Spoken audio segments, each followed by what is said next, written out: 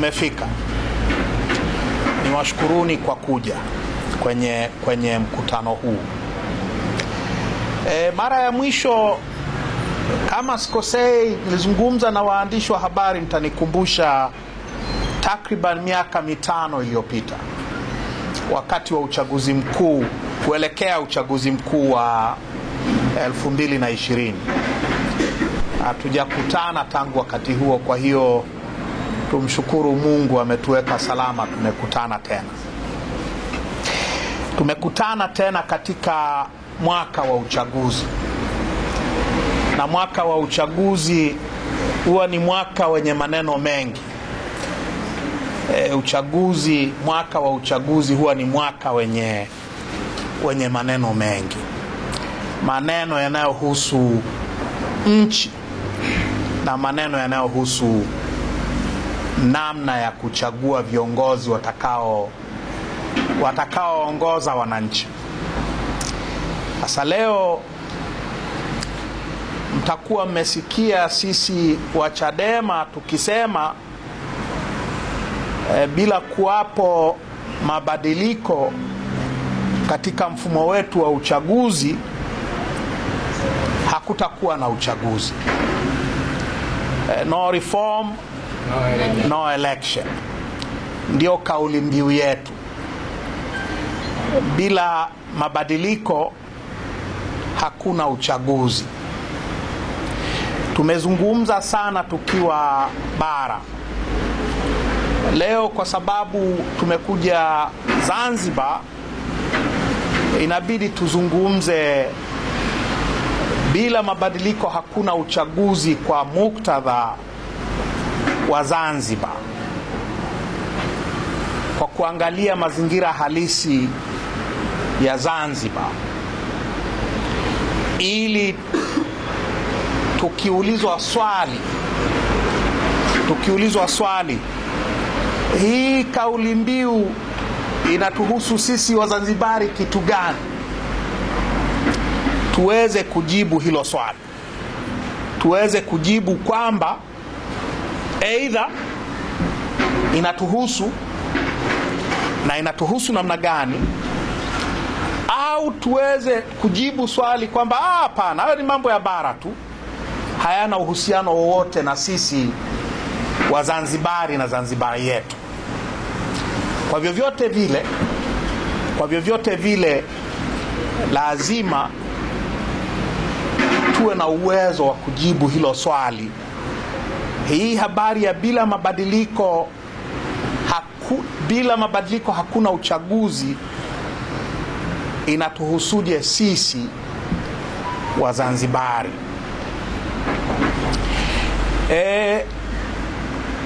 Kwa maoni yangu, na nazungumza haya ni maoni yangu, haya nataka kuyasema sasa hivi, sio ya no reform no election.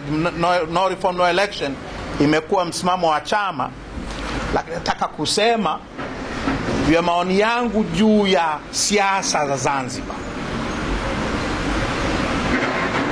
na uhusiano wake na habari ya mabadiliko. Kwa maoni yangu, matatizo yanayotokana na chaguzi katika nchi yetu, katika hii Jamhuri ya Muungano, yamekuwa ni makubwa zaidi, yamekuwa ni mabaya zaidi, yamekuwa ni ya muda mrefu zaidi Zanzibar kuliko Tanganyika. Tulipoingia mfumo wa vyama vingi vya siasa zaidi ya miaka 30 iliyopita, upinzani mkubwa kabisa wa kisiasa dhidi ya CCM haukuwa Dar es Salaam wala Kilimanjaro wala Mwanza wala sehemu nyingine yoyote ya nchi hii. Upinzani mkubwa zaidi ulikuwa Zanzibar. Upinzani dhidi ya CCM ulikuwa mkubwa zaidi Zanzibar. Zanzibar ilikataa CCM tangu mwanzoni kabisa mwa mfumo wa vyama vingi vya siasa kuanzia hiyo miaka ya 90. Mnakumbuka nazungumza vitu mnavyovifahamu. Marehemu Maalim Seif Sharif Hamad na wenzake, kabla ya mfumo wa vyama vingi vya siasa kuruhusiwa mwaka 91-92, Maalim Seif na wenzake walikuwa kizuizini. Walikaa kizuizini takriban miaka 4 kuanzia 87. Kushtakiwa kwa uhaini na vitu vya aina hiyo. Kwa by the time vyama vinaanzishwa mwaka 91-92, tayari Zanzibar upinzani ulishakuwa dhidi ya CCM. Upinzani ulishakuwa mkubwa kabisa. Sasa mimi sijui miaka ya 90-91 wengi wenu mlikuwa wapi? Mimi nilikuwa kijana na miaka 24. Kwa nilikuwepo.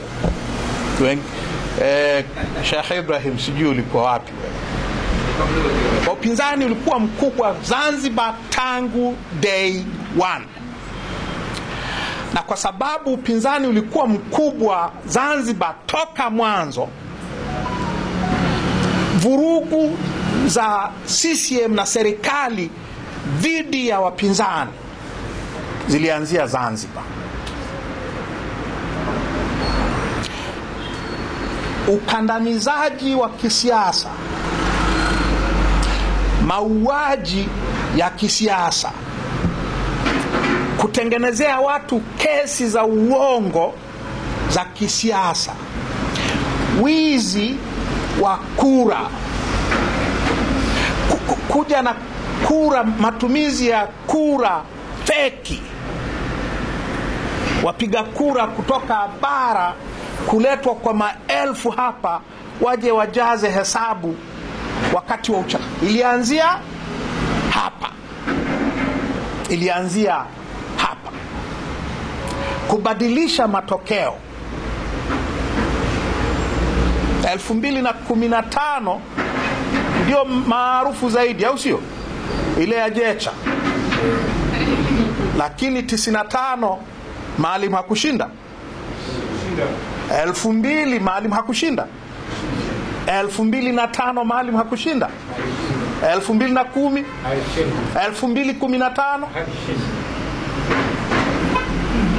Lakini mara zote hizo nguvu ilitumika nguvu kubwa kuhakikisha kauli ya wananchi wa Zanzibar walioionyesha kwenye kura inapinduliwa kwa nguvu za kijeshi, kwa nguvu za kijeshi za Tanganyika.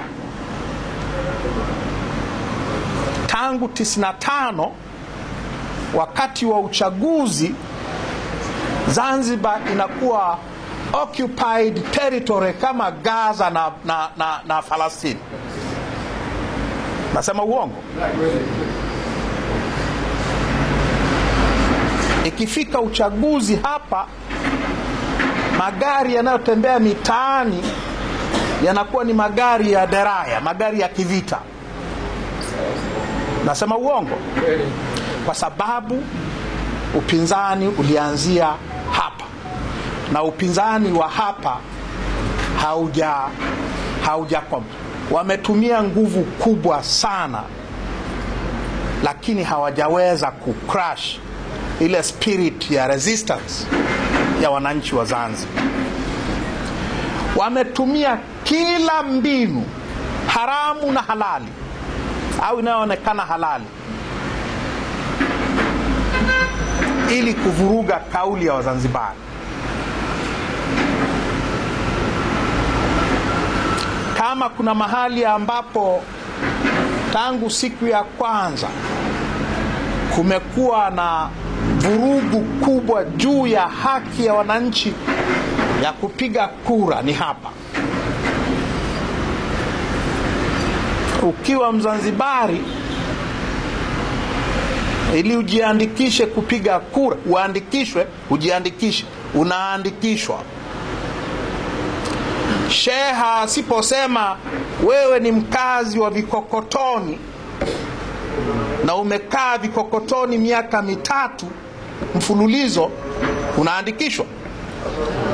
Unaandikishwa. Huo utaratibu huko bara.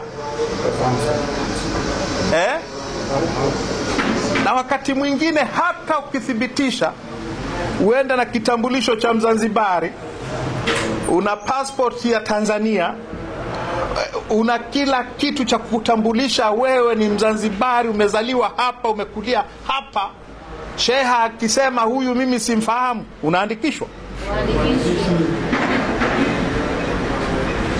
Bara iko hivyo. Bara iko hivyo. Ikifika wakati wa uchaguzi wanaandikisha mpaka Masai, unakosea. Kuna siku Maalim Seif akaambiwa na sheha wake, huyu si wa hapa, huyu pembeni wanaandikisha Masai. Wanaandikisha wa Masai wa Loliondo. Wanasema Maalim Seif sio wa hapa, hana haki ya kuandikishwa. Nachotaka kusema ni kwamba tunapozungumzia masuala ya uchaguzi na matatizo yake katika nchi hii, mahali pa kwanza, mfano wa kwanza ni mfano wa Zanzibar. Kila kitu kimeharibika kwenye uchaguzi, kimeharibikia Zanzibar. Sisi bara tunapiga kelele sana sasa hivi kwa sababu yaliyo ambayo mmeyazoea nyie sasa yamehamishiwa kwetu. Ndio maana unaona kelele nyingi ya kwa kina sisi. Lakini ambayo yanafanyika leo, yanafanyika bara, yamefanyika Zanzibar tangu mwaka 95.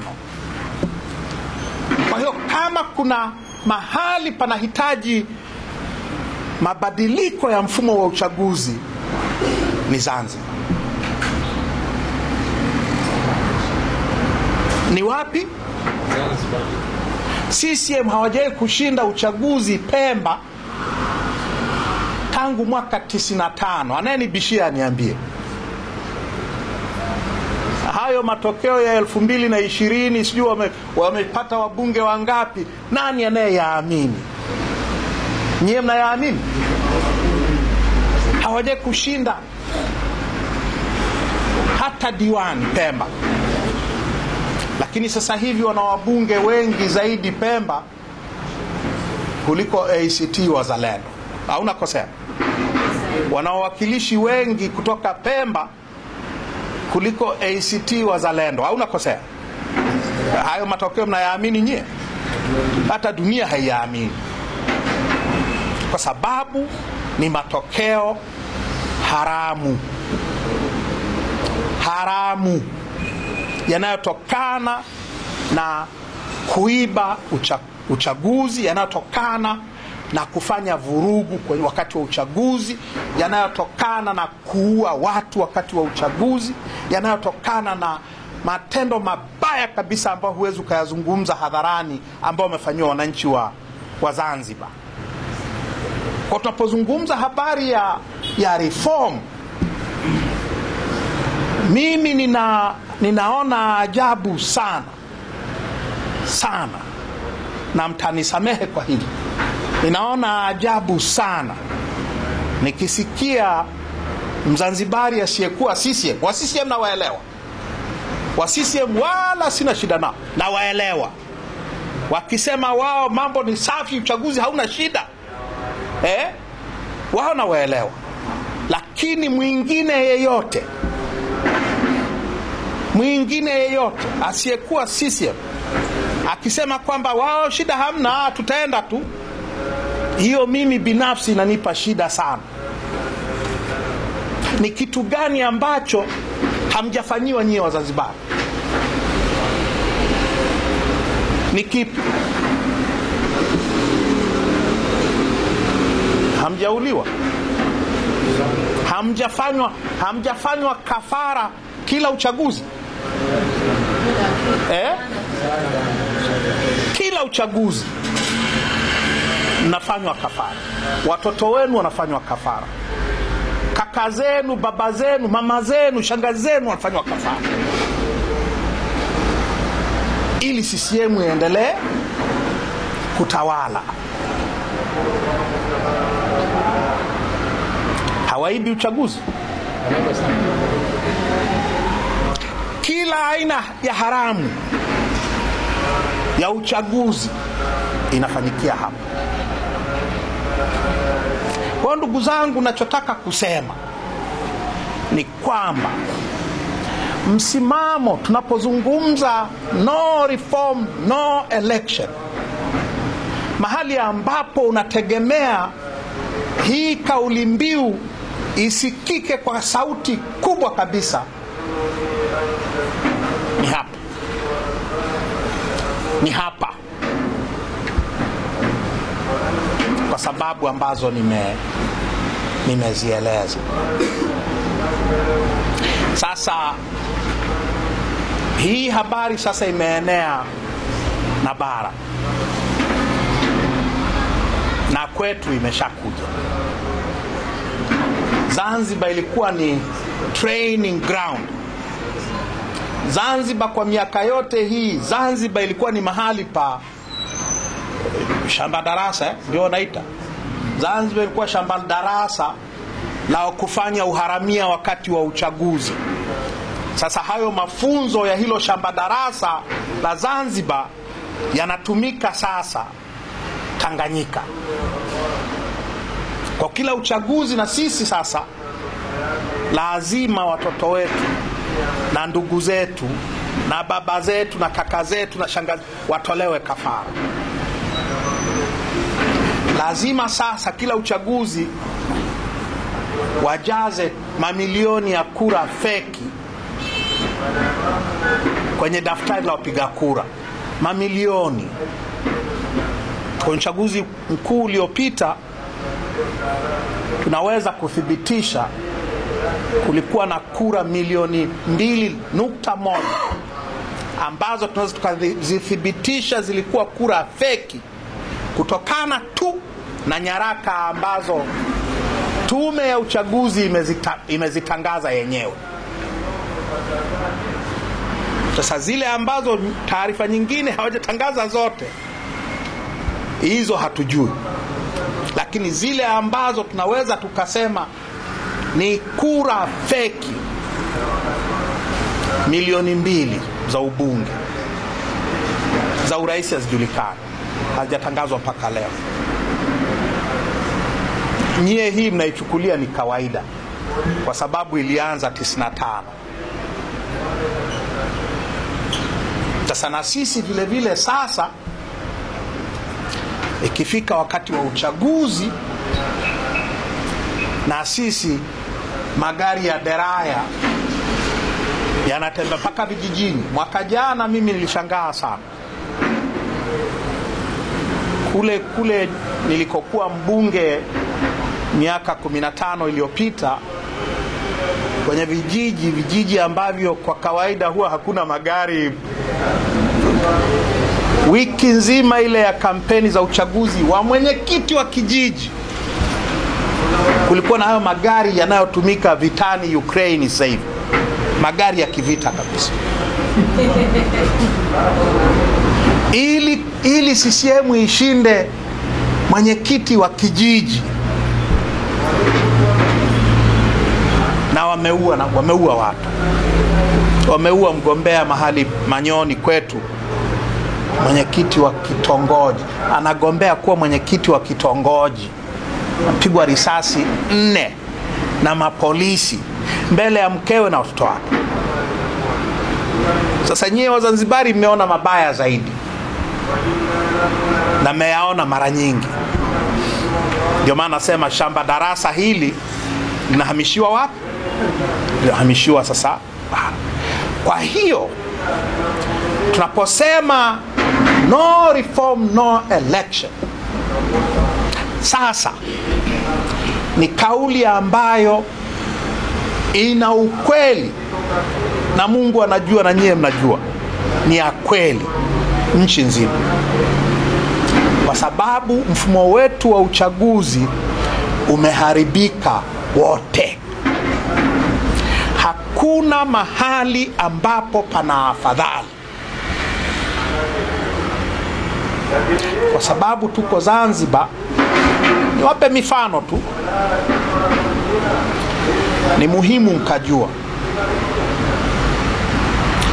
Ukiwa Zanzibar, Pemba ndio imekuwa ngome kuu ya upinzani Zanzibar, unakosea. Na ukiwa Unguja ni mjini hapa, au sio? Mkoa wa Mjini Magharibi, au sio?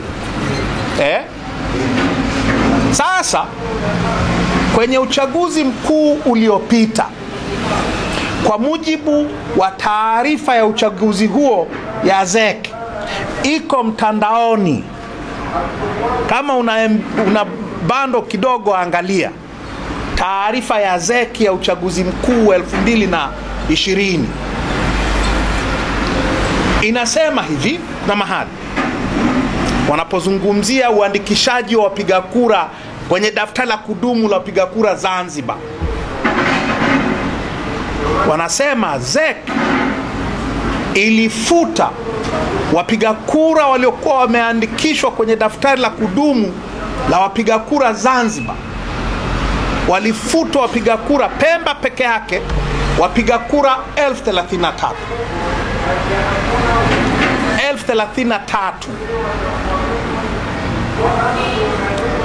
Asilimia 24 ya Wapemba wote waliokuwa wameandikishwa kwenye daftari la wapiga kura la Zanzibar walifutwa.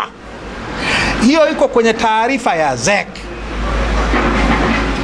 Kwa kila watu 100 waliowaandikisha Pemba kuelekea uchaguzi mkuu, walifuta watu 24. Unafikiri walifutwa kina nani? Wana CCM?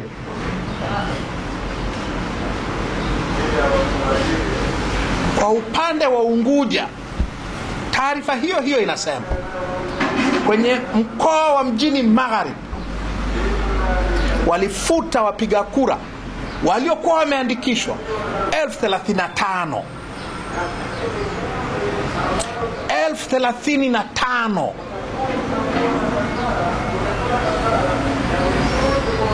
Kusini Unguja walifuta siku 6,000. Kusini Unguja si ndio kwao? Walifuta 6,000. Kaskazini Unguja walifuta 7,000, 8,000 hivi.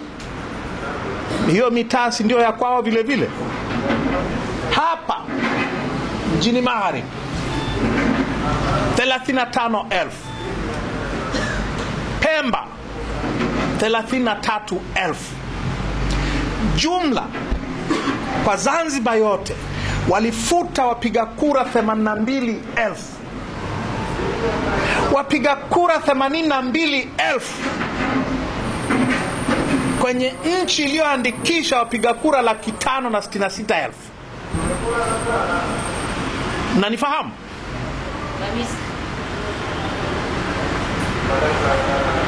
Wameandikisha watu wachache 566,000. Wamefuta 82,000 na wamewafuta kwenye ngome za wapinzani. Kwa hiyo mtu anayesimama Zanzibar akasema sisi hatuna shida, sisi tutaenda,